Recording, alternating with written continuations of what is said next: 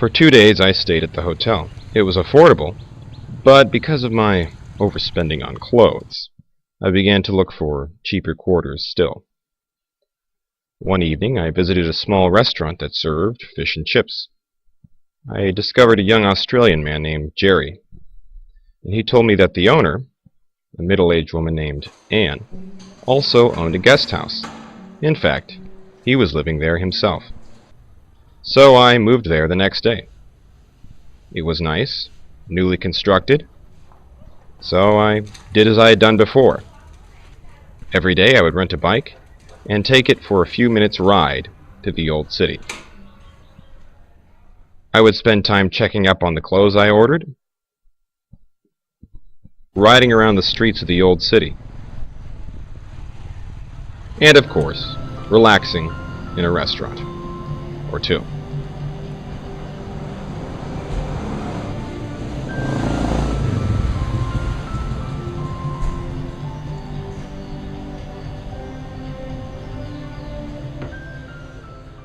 In the afternoon, I would usually return to the house, and sometimes I would head out for the beach, which was only 15 minutes away.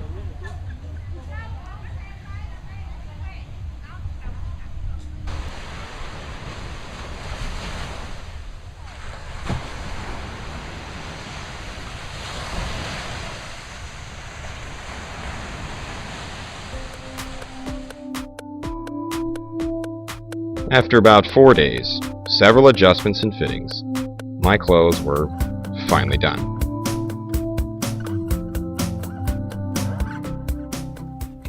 Later in the afternoon, after picking up my finished suits, I headed back to the old town. Down by the riverfront, I found a restaurant with a table overlooking the street and the bridge. As darkness fell, the crowds increased, ready to witness Hoi An's main attraction. Every 14th evening of the lunar month, Hoi An holds what's called a new moon festival. At about 6:30, the streets were blocked off to motorized traffic, and shortly thereafter, all buildings turned off their white lights, leaving only the colored lanterns to cast a warm glow over the buildings and off the water.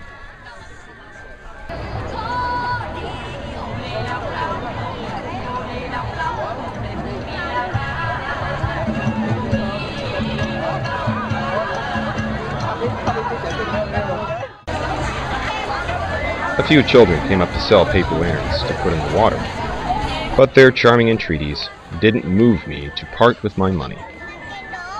Oh, no thank you. No thank you.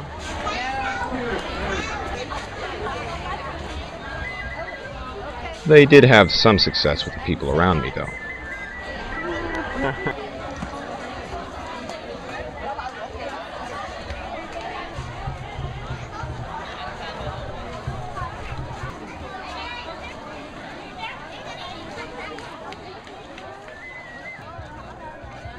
The waterfront, as well as the streets, were packed with visitors and locals.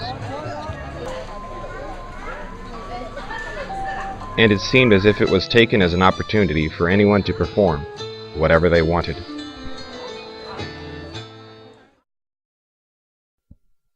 I walked back through the old town on the way home.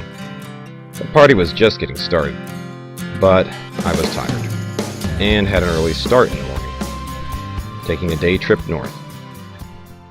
I had timed my visit to Hoi An to coincide with the New Moon Festival, and despite the crowds, like Saigon during Tet, it had been worth it.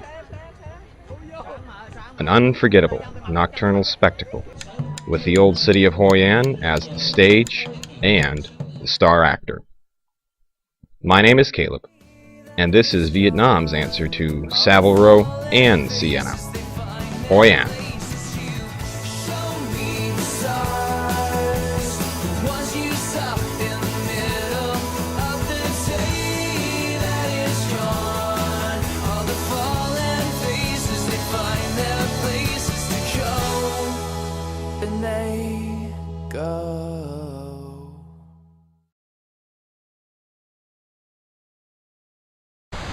Well, I'm here on Kuade Beach, and it's about 6:25 in the morning. As you can see, not too many people out, but this is when the Vietnamese come out to swim, right at dawn. Come out and do some exercise, swim, nice and cool before all the foreigners come and before the sun comes out too high and too hot. Yeah, one pointer is when you come down to Kuade Beach in Hoi An, as you come down on your bicycle or motorcycle, there's going to be a guy in a uniform that tries to wave you into a parking lot and where you pay for parking, but you don't have to do that. He's not official or anything. They make it look official, but it's just a scam. So just smile, wave, and blow right through the roadblock, so to speak, and park your bike elsewhere. Little tip. So when you come to Hoi An, you won't get taken too badly.